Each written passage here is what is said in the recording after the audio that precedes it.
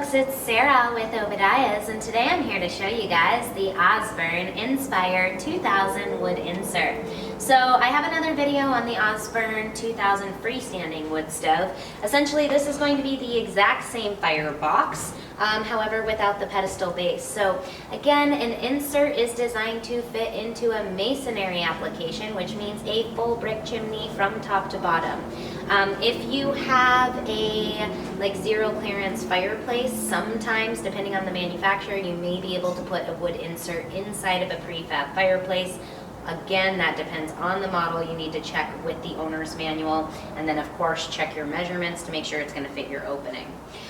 So this is going to be shown, basically this has the black glass around it. It's the nice clean face front, so it's very contemporary for a wood insert.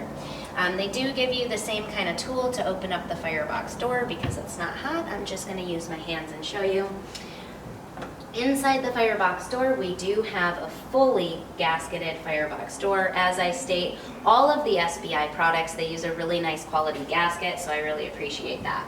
Inside the firebox is going to be a standard fire brick. You do have the reburn tubes and the baffle system located at the top of the insert, which is going to make it the high efficiency reburn.